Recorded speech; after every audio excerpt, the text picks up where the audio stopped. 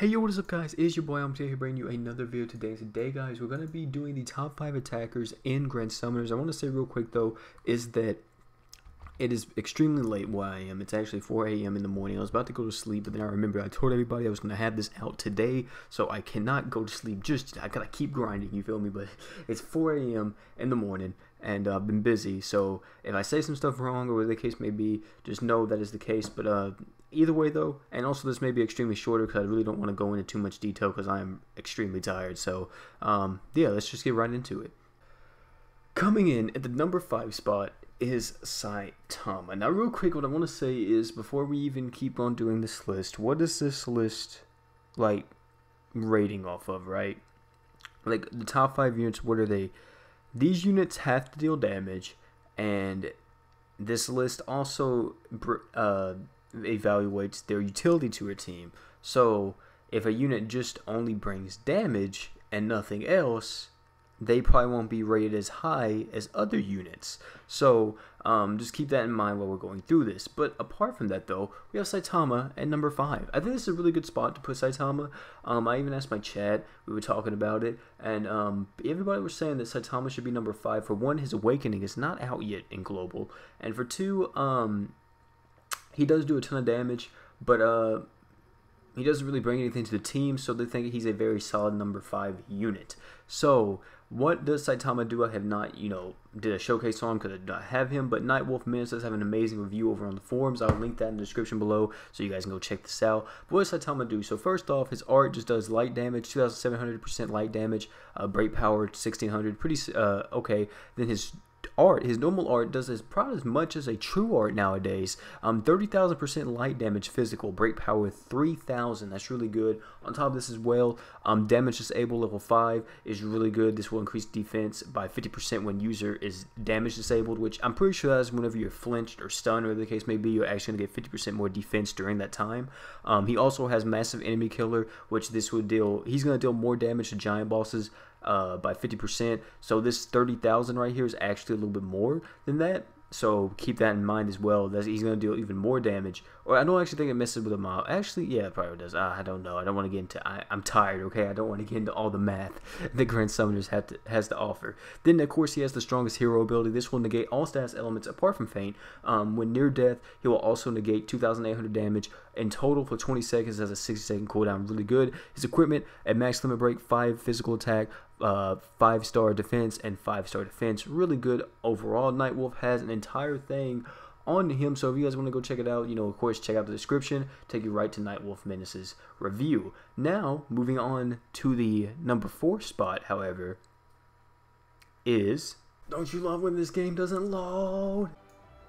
The number 4 spot is Sugimoto, the most recent crossover unit to come into the game. Sugimoto is number 4. Now, before I have everybody type in the comments talking about Saitama is better than Sugimoto and all this stuff. Okay, look. Saitama is, I guess, damage-wise, I would say, yeah, he probably does a little bit more damage than Sugimoto because of his abilities. But Sugimoto does have a really good debuff. On top of this as well, he's self-sufficient. Let's look at his abilities. If you don't know, I did a showcase on this guy, so you guys can look at that as well. In his abilities, he reduced poison damage, he increased his own crit rate by 10%, and whenever he dies, he resurrects, and upon resurrecting, he'll get 50% more arts damage and crit rate. He'll increase his crit rate by 100%, which is really good. His defense slots, or his attack slots, not attack slots, but equipment slots. Goodness, man, I'm so tired. His equipment slots at max limit break will be all 5 stars. So 5-star physical attack, 5-star physical attack, and then 5-star defense slot, which is really good. On top of this as well, his skill, self-sufficient. He will give himself 8 arts every 10 seconds. Really good. In the future, he will get buffed, so this will actually be 10 arts per sec, or 10 arts every 10 seconds, which is amazing. His art is actually, this is what I think is really good in PvE. His true art is really good, but this is why he's here. Reducing the enemy's attack by 40% for 10 seconds is huge. That's so good in PvP. Or not PvP, but PvE. This is amazing. I think this is one of the reasons why I value him so highly on this list, or is it number 4? Because this debuff is huge. This is really good. And he actually doesn't struggle to get his normal art. He kind of struggles to get his true art, but his normal art he doesn't really struggle to get. So you're able to spam this pretty consistently and get this debuff off almost all the time, making your team a little bit tankier because you're lowering the enemy's attack by 40%. And I really like this art myself. And then his true art, however, has a built-in feint, so you have a stun. You can stun the enemy with his true art, and this will increase your own crit damage by 100%. You have someone on your team like Zord and it's during a break or something like that. You use this true art, ridiculous. And this guy's a beast in arena too, so he's kind of the best of both worlds. If you want a unit that's if you want a unit that's top tier, but he's not like so top tier, like he's not like number 1, and you want a really top tier arena unit, Sugimoto is your guy. Moving on to the number 3 spot, however, I can see people just type in the comments now. I can see them typing. Corsair is number 3. I know a lot of people are going to disagree with me on this and be like, well, Mirror should be here. Mirror should be this. Mirror should be here. Look, Mirror, in my opinion, is a number 6 on this list. I think Awoken Mirror is actually the 6th best attacker in the game right now, in all seriousness. But Corsair, number 2.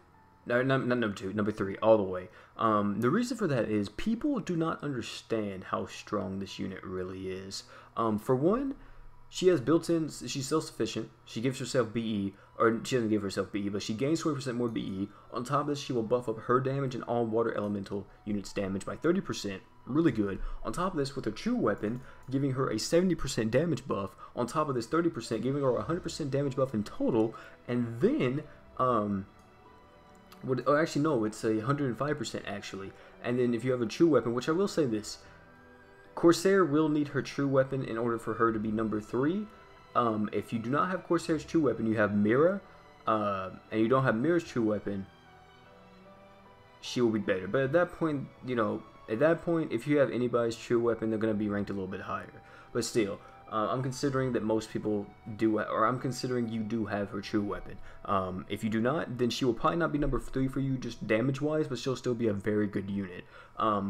So yeah, so for one, her skill, amazing. This thing freaking freezes the enemy. 30% chance to freeze, I think, randomly freeze. Really good, has a chance to freeze the enemy, solid. This, however, the true art is what I really like. This has a chance to freeze the enemy, and it gives all your allies 20 arts. She's literally like an attacker. She's an attacker with a supporting buff on her, which is really good.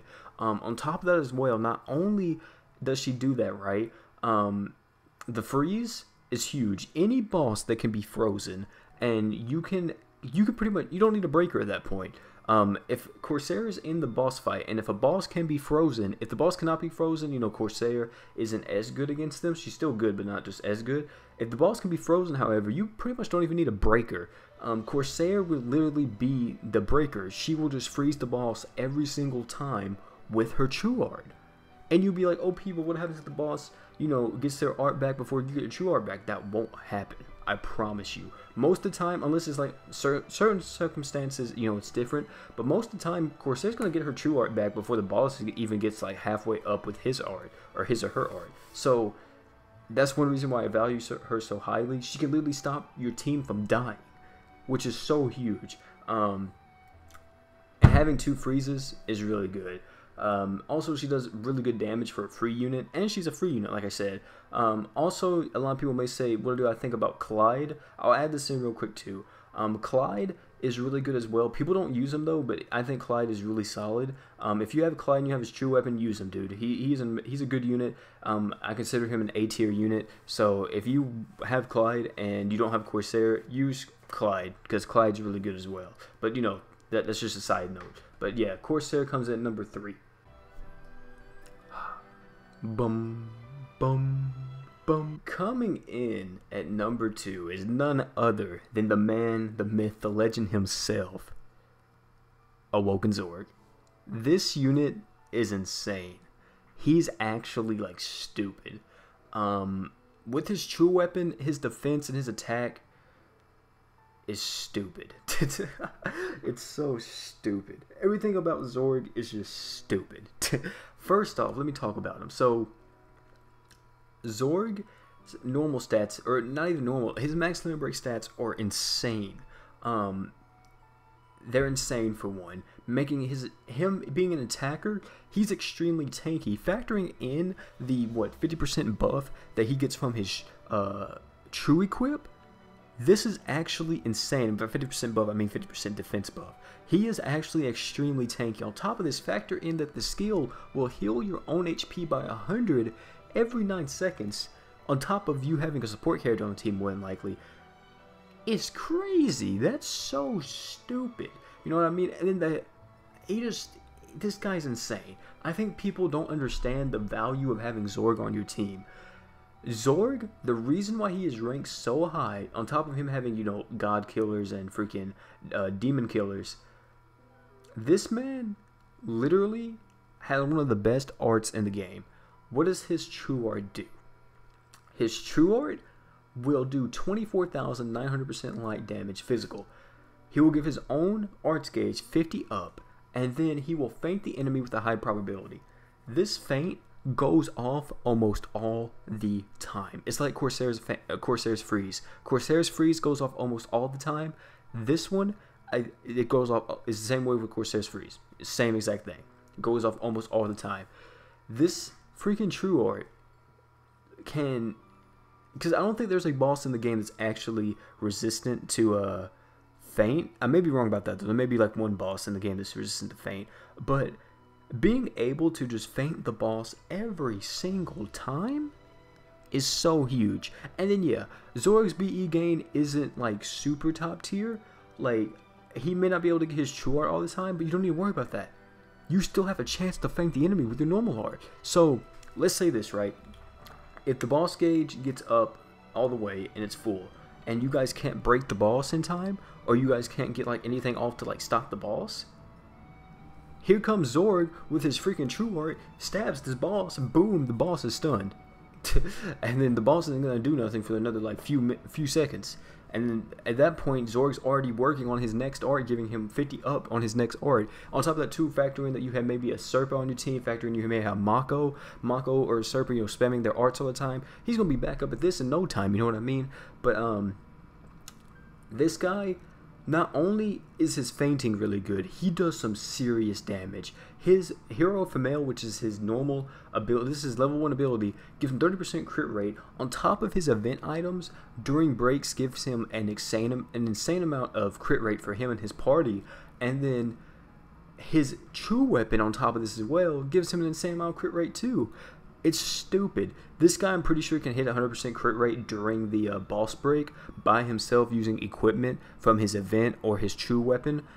So that's insane, because Zord in JP right now, I'm not lying to y'all whenever I say this, I actually show y'all the tier list just so you guys know. In JP right now, Zord is still valued extremely high. And I think the reason for that is I don't think his damage in JP is like insane as compared to like other units like Regulus in JP, but Zord is valued so high because of his feint. He is a stun machine, and I love that. On top of this as well, factoring in if you ever fighting a devil, or not devil, but a demon or a god, take Zord in there, he's gonna instantly do 50% more damage to him. Boom, boom, boom. The man gonna, you feel me? And he's just gonna do everything. And then on top of that too, max limit break equipment, 5-star physical attack, 5-star physical attack, 4-star defense. That's really solid for him. Really solid. Like, he can get over 1,000 attack through equipment easily. And then on top of that too, a really good 4-star defense item like the event defense item that's currently here. That's really good on Zord. There's a ton of 4-star defense items that are just good, and you can put any of them on Zord. So Zord comes in at number 2 spot. And also just to show y'all, just to so people don't be like, oh man, OP, I don't think he is. And this currently JP tier list, look at Zord. He's right here. A ranks. You see the top tiers? These guys are S ranks. The next attackers go like this. And you see Clyde up here, but I think he's just up here. I don't actually think Clyde's better than Corsair. That's just my opinion, though. But yeah, so let's get into our number 1 spot. Number 1 spot is Awoken Est. Is this surprising anybody? I don't think it is. Awoken S is an extremely good unit. I will have a showcase on this unit as soon as I get a, as soon as the green giant boss bird comes back.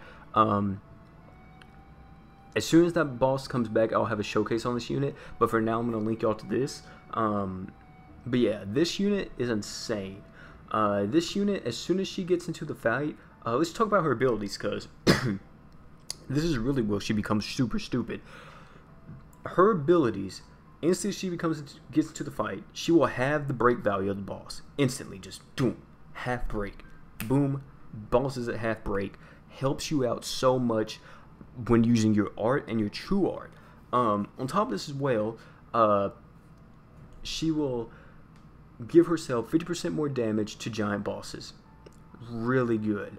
And then also Ganon's daughter is here. I mean, yeah, if Ganon's in your party, she's gonna deal 5% more damage.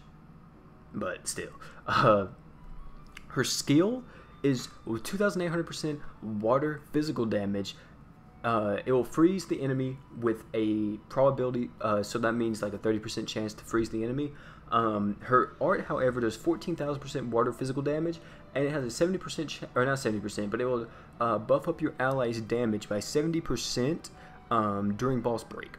So the only problem with Est is that she needs the boss to be broken in order for you to actually get the boss, or get the extra damage from her breaks, so, or the extra damage from her art. So just make sure, if you're a new player and you haven't used Est, just make sure, wait until the boss breaks and then use her art and her true art, because if you don't, then you're not going to get that buff. It may show that little symbol beside your name like you're getting the buff, but you're not getting the buff because the boss isn't broken. So just keep that in mind. Her true mastery is her true art is 23,500% water physical damage, and then 10 seconds during the break, all allies get 100% damage up. On top of this is factoring into her. As soon as she pops the art, she gives everybody 100% damage up instantly. So she's gonna even get affected by it whenever the boss is broken. And people always be like, OP or not, and not even to me, but people always be like, well, her restriction doesn't matter, because her intimidation, even though it only works once at the start of the battle, this helps her get off her art. You know what I mean? Because if you look at this, right, any top tier breaker, TT, Arth, Roy, Rayon, any of those breakers should be able to get the boss broken by the time you need to use your true art. So, especially because the boss break gauge is halved, you shouldn't have a problem with that. And that really works for her. And that's why Est is like super good. On top of this as well, she has 5-star physical, or she has 2 5-star physical attacks and 1 4-star physical attack at max limit break. That attack stat is actually skyrocketing. Actually, you know what I'll do? I won't actually send y'all to this website for this unit. I'll actually send y'all to my boy Nightwolf. My boy Nightwolf did an amazing review on this unit and break down some damage, some builds, and all that. So, yeah, this unit, in my opinion, I think is the best attacker in the game. Of course, you know, this is just my opinion. This is my stream chat's opinion. If you guys want, or you guys, you know, have a different opinion, what the case may be, that's fine. If you guys think a unit should be ranked higher on this list, let me know in the comments and tell me why. But also, you know, this is just my list. This is more so to help new players, get some new players some insight on some good units that maybe they pull, or the case may be. And what the heck, why did this pop up? But yeah, guys, that's pretty much it for the video. Hopefully I did enjoy. Next top 5 will actually not be coming out till next month. I'm actually done with the top 5. I'm going to do 3 a month, which is going to be supports, attackers, and breakers. That will be the 3 top 5s that we do every month, depending on if anything changes. If anything doesn't change, however, we won't do another top 5 for a while. But apart from that though, guys, hopefully you enjoyed this video. If I did, drop a like, comment below, subscribe for more, and I'm out, guys. Peace.